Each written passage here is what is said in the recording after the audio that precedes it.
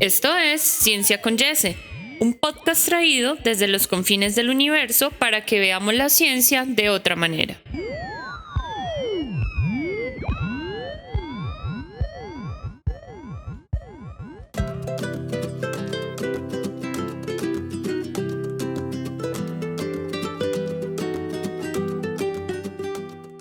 Hola a todos, sean bienvenidos a este espacio en el cual trataremos los principales acontecimientos históricos, increíbles y verdaderos de la ciencia.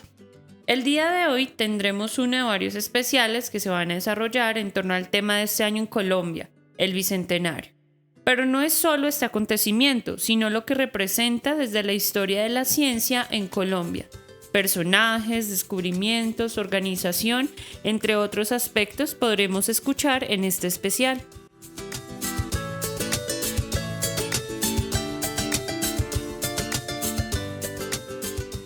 Todos alguna vez hemos escuchado y leído sobre personajes que han sido protagonistas en la historia política, social y cultural de nuestro país.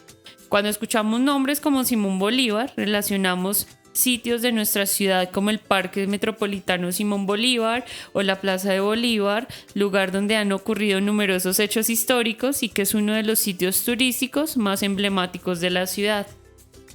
Pero con relación al desarrollo del estudio de la gran diversidad de especies que tiene nuestro país, construimos un puente muy importante con un español que llegó a las Américas con un fuerte deseo de explorar la flora, fauna y demás especies vivas que se desconocían en el viejo continente durante una época muy importante que fue la Ilustración.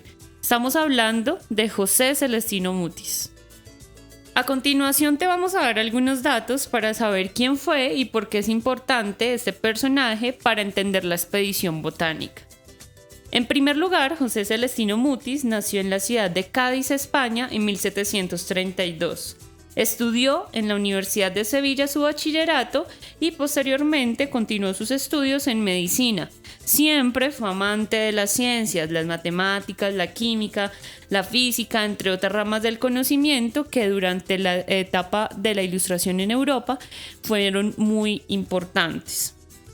Mutis llegó a América siendo nombrado el médico de cabecera de la familia del nuevo virrey de Nueva Granada, Pedro Mexía de la Cerda, y se desempeñó en este rol durante 2 años, ya que era uno de los pocos médicos en la capital, que en ese entonces era Santa Fe.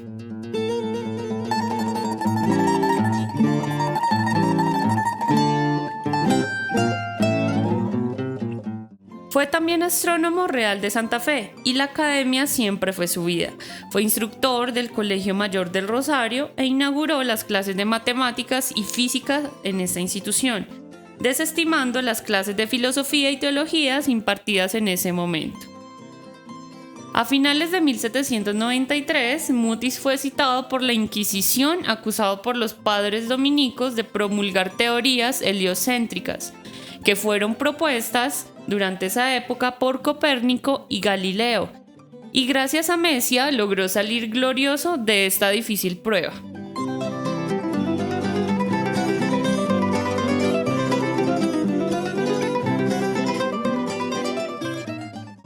Ya conociendo estos datos de este personaje, vamos a entrar a hablar sobre algo muy importante que fue la expedición botánica, que fue uno de sus mayores aportes.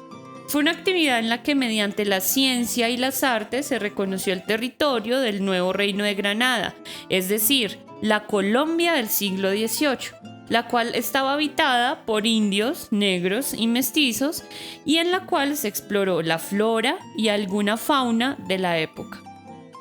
Las obras que se hicieron durante esta expedición nos acercan a la diversidad vegetal principalmente, tal y como la percibieron los artistas y naturalistas que colaboraron, y sus obras se convirtieron en una de las iconografías botánicas más importantes de la América colonial y así un referente de la ilustración científica.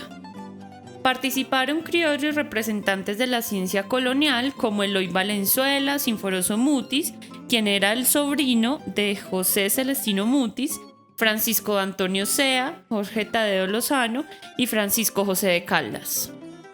La expedición adicionalmente tuvo una base de comunicación científica muy importante. Las conexiones de Mutis permitieron que sus ilustraciones y algunas muestras vegetales llegaran a manos de más ni menos Carl von Linneo, quien planteaba en ese entonces un sistema de clasificación sexual de las plantas, mediante la observación a través de un lente y el análisis de la cantidad de estambres, la forma y color de las flores, de sus semillas y otras características permitían organizar las plantas en una de las 24 clases que hasta la fecha se habían planteado. Una de las muestras enviadas por Mutis fue la planta Muticia clematis, la cual tuvo tanta admiración de Linneo que por su belleza y lo inédito de la planta llamó Muticia, la cual se convirtió en el emblema de esta expedición.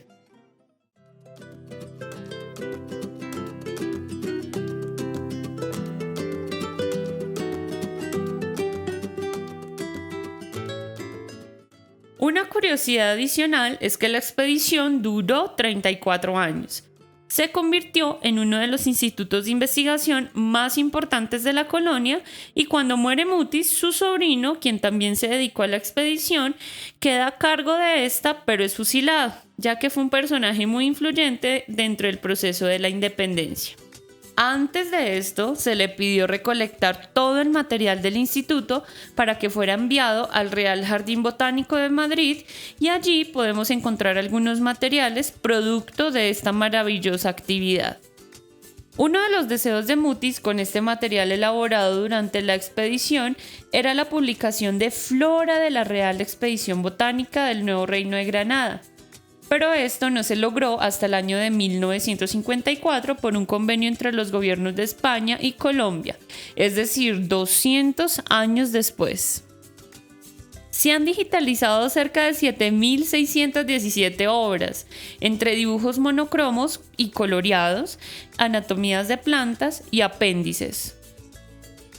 Este fue uno de los grandes acontecimientos científicos que se han realizado en Colombia.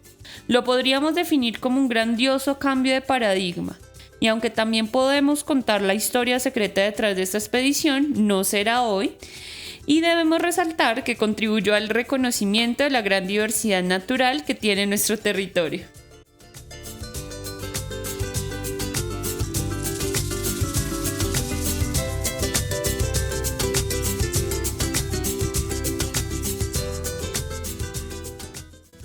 Recuerda que puedes seguirnos en las redes sociales @cienciaconyese y comenten qué temáticas quieren escuchar en los próximos podcasts. Los invito a continuar con toda la programación de Zona Escolar de la UD Radio. Esto es Ciencia con Yese, un podcast traído desde los confines del universo para que veamos la ciencia de otra manera. ¡Chao!